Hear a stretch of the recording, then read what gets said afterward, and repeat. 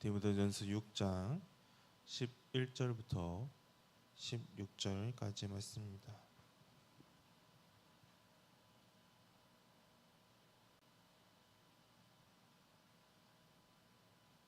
디모데전서 6장 11절부터 16절까지 말씀을 다 같이 봉독하도록 하겠습니다. 다 같이 읽겠습니다. 오직 너 하나님의 사람아, 이것들을 피하고 의와 경건과 믿음과 사랑과 인내와 온유를 따르며 믿음의 선한 싸움을 싸우라. 영생을 취하라. 이를 위하여 내가 부르심을 받았고 많은 증인 앞에서 선한 증언을 하였도다. 만물을 살게 하신 하나님 앞과 본디오 빌라도를 향하여 선한 증언을 하신 그리스도 예수 앞에서 내가 너를 명하노니, 우리 주 예수 그리스도께서 나타나실 때까지 흠도 없고 책망 받을 것도 없이 이 명령을 지키라. 기약이 이르면 하나님이 그의 나타나심을 보이시리니, 하나님은 복되시고 유일하신 주권자이시며 만왕의 왕이시며 만주의 주시오. 오직 그에게만 죽지 아니함이 있고 가까이 가지 못할 빛에 거하시고 어떤 사람도 보지 못하였고 또 볼 수 없는 이시니, 그에게 존귀와 영원한 권능을 돌린지니라. 아멘. 우리는 지난 시간 하나님께서 우리에게 주신 것에 대해 자족하며 부자가 되려는 욕망을 버리고 돈에 대한 사랑을 버리라는 말씀을 우리가 지난 시간에 보았습니다. 그리고 이제 바울은 하나님의 사람을 향해 이렇게 권면하고 있는 말씀을 오늘의 본문을 통해 볼 수가 있습니다. 본문의 11절 말씀 우리가 다시 읽도록 하겠습니다. 오직 너 하나님의 사람아, 이것들을 피하고 의와 경건과 믿음과 사랑과 인내와 온유를 따르며. 아멘. 하나님의 사람은 먼저 이것들을 피하라고 먼저 말하고 있습니다. 이것들은 무엇을 말하고 있냐고 하면, 이것은 바로 우리가 앞서 보았던 거짓 선생의 가르침과 돈을 사랑하는 모습을 말하고 있습니다. 바울은 하나님의 사람이라면 먼저 이러한 가르침과 돈을 사랑하는 모습을 피하라고 말하고 있습니다. 그렇지만 어떻습니까? 이 세상은 계속해서 우리들로 하여금 거짓된 가르침과 돈을 사랑하는 그러한 욕망에 대해 우리에게 계속해서 유혹을 하고 있습니다. 이러한 욕망을 우리가 떨쳐내버리는 것, 그리고 피하는 것은 너무나도 어려운 가운데 우리는 살고 있습니다. 그러한 우리들을 향해 이러한 6가지를 또한 따르라고 성경은 말하고 있습니다. 그것은 바로 의와 경건과 믿음과 사랑과 인내와 온유를 따르라고 말하고 있습니다. 이 6가지를 쫓아야 합니다. 이 6가지에 대해 설명하면 다음과 같습니다. 먼저 의는 하나님의 뜻에 부합하고 그분을 기쁘시게 하는 행동을 말하고 있습니다. 다음에 경건은 의와 밀접한 관련이 있으며 사람이 하나님께 져야 하는 의무와 독실함을 말하고 있습니다. 세 번째로 믿음은 하나님에 대한 신뢰를 말하고 있습니다. 그리고 하나님의 사랑은 그리스도의 영이 그분의 제자들 가운데 일으키시는 서로를 향한 애정을 말하고 있습니다. 이것은 요한복음 13장 35절의 말씀을 통해 확인해 볼 수도 있습니다. 우리가 말씀을 다 같이 읽도록 하겠습니다. 다 같이 읽겠습니다. 너희가 서로 사랑하면 이로써 모든 사람이 너희가 내 제자인 줄 알리라. 아멘. 그리고 5번째로 인내는 사람이 부당한 대우를 당할 때 참고 신뢰하는 태도를 말하고 있습니다. 이렇게 인내로 하나님을 신뢰할 수 있는 태도는 하나님께서 정하신 최종 결과에 대한 믿음에 대한 확신에서 나옵니다. 그리고 마지막 6번째인 온유는 거업적인 태도와 반대되는 모습을 볼 수가 있습니다. 그리고 바울은 이어서 이렇게 말하고 있습니다. 우리가 본문의 12절의 말씀을 다 같이 읽도록 하겠습니다. 다 같이 읽겠습니다. 믿음의 선한 싸움을 싸우라. 영생을 취하라.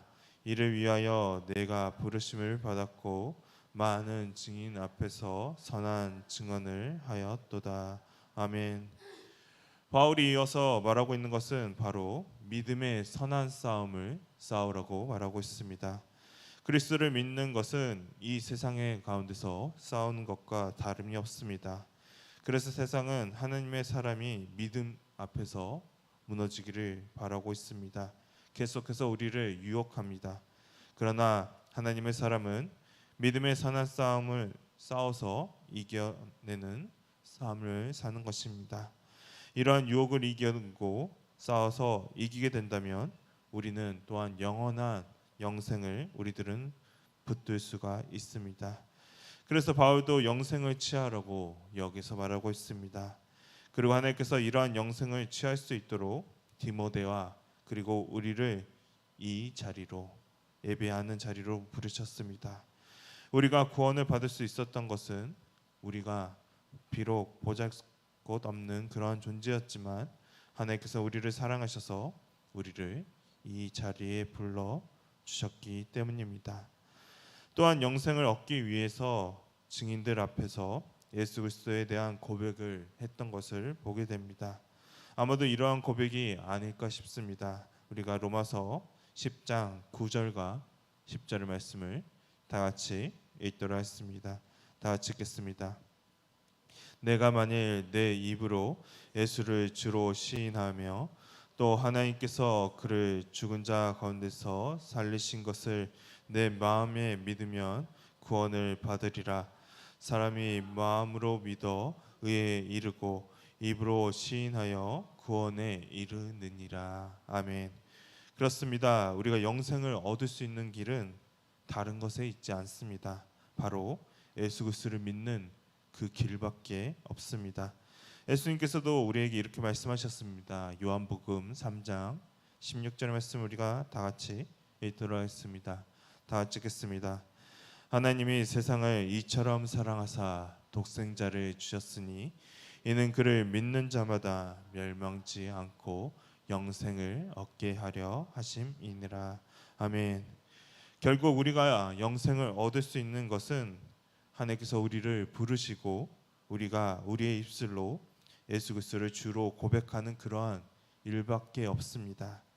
그리고 바울은 이러한 각오로 명령하고 있습니다. 본문의 13절의 말씀 우리가 세번역 성경으로 읽도록 하겠습니다. 다 같이 13절의 말씀을 다 같이 읽겠습니다. 나는 만물에게 생명을 주시는 하나님 앞과 본디오 빌라도에게 훌륭하게 증언하신 그리스도 예수 앞에서 그대에게 명령합니다. 아멘. 바울은 하나님과 예수 그리스도 앞에서 이렇게 당당하게 디모데를 향해 명령하고 있습니다. 그 명령은 바로 이것이었습니다. 우리가 본문의 14절의 말씀을 다 같이 읽도록 하겠습니다. 다 같이 읽겠습니다. 우리 주 예수 그리스도께서 나타나실 때까지 흠도 없고 책망 받을 것도 없이 이 명령을 지켜라. 아멘. 바울은 예수님께서 다시 재림하시는 그 날까지 명령을 지키라고 말하고 있습니다. 그리고 흠도 없고 책망받을 것도 없이 지키라고 말하고 있습니다. 그렇다면 이 명령은 어떠한 명령일까요? 11절에서 말하고 있는 하나님의 사람에 관한 그러한 명령일까요? 이 명령은 그것보다 더 큰 명령을 말하고 있습니다. 이 명령을 지키는 것은 디모데에게 맡겨진 가르침과 보호하고 지키는 그런 것을 말하고 있습니다. 그리고 때가 이르면 하나님께서는 예수님의 나타나심을 보여주실 것이라고 성경은 말합니다. 본문의 15절의 말씀을 우리가 다 같이 읽도록 하겠습니다. 다 같이 읽겠습니다. 기약이 이르면 하나님이 그의 나타나심을 보이시리니 하나님은 복되시고 유일하신 주권자이시며 만왕의 왕이시며 만주의 주시오. 아멘.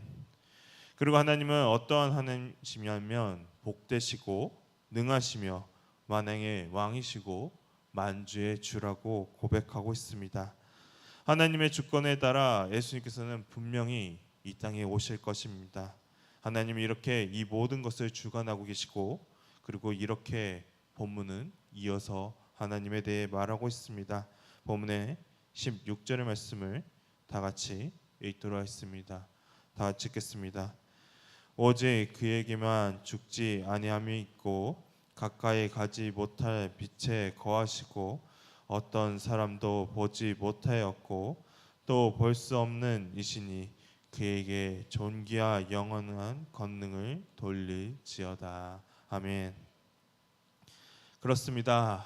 하나님께서는 영원하심으로 이 세상을 심판하실 수가 있습니다. 그리고 그 권한을 예수님께 맡기신 것을 우리는 말씀을 통해 볼 수가 있습니다. 요한복음 5장 27절의 말씀을 다 같이 읽도록 하겠습니다. 다 같이 읽겠습니다. 또 인자됨으로 말미암아 심판하는 권한을 주셨느니라. 아멘. 하나님 이렇게 예수님에게 심판의 권세를 주셨습니다. 그리고 본문의 마지막 절은 하나님은 빛이시기에 어떠한 사람도 하나님을 볼 수도 없고 볼 수 없음을 말하고 있습니다. 그리고 하나님을 찬양하며 존귀와 영원한 권능을 돌리며 오늘의 말씀을 마치고 있습니다. 디모데전서의 말씀이 이제 마지막을 향해 달려가고 있습니다. 바울은 그 가운데 디모데에게 그리고 우리에게 하나님의 사람이라면 어떻게 살아야 하는지에 대해 먼저 말했습니다. 하나님의 사람은 거짓 증거와 욕망에 붙잡혀 사는 삶을 살아서는 안 됩니다. 특히나 돈을 사랑해서는 안 됩니다. 그리고 경건, 믿음, 사랑, 인내, 오늘을 쫓으며 선한 믿음의 싸움을 살아야 합니다. 그리고 영생을 취해야 합니다. 그리고 예수님께서 다시 오실 그때의 명령을 지켜 행해야 합니다. 그리고 이 모든 것을 주관하시고 죽지 않으시고 우리가 도저히 볼 수 없는 하나님의 존귀와 영원한 권능을 향해 찬양하라고 오늘의 본문은 말을 하고 있습니다. 그러므로 우리는 예수님이 다시 오시는 그 날까지 믿음의 싸움을 우리들은 계속해서 해 나아가야 할 것입니다. 우리는 그 날이 언제 올지 우리는 알 수 없습니다. 그러나 이 세상의 주권자이신 하나님은 그 날이 언제인지 아시고 때가 이르시면 다시 예수님을 이 땅에 보내주실 것입니다. 그러니 우리는 마지막 그날까지 믿음을 싸우며 우리는 영생을 취해야 합니다. 오직 우리의 구원자이시자 영생이신 예수 그리스도를 우리들의 입술로 우리들은 고백해야 합니다. 그것만이 유일하게 우리들이 구원으로 갈 수 있는 길이기 때문입니다.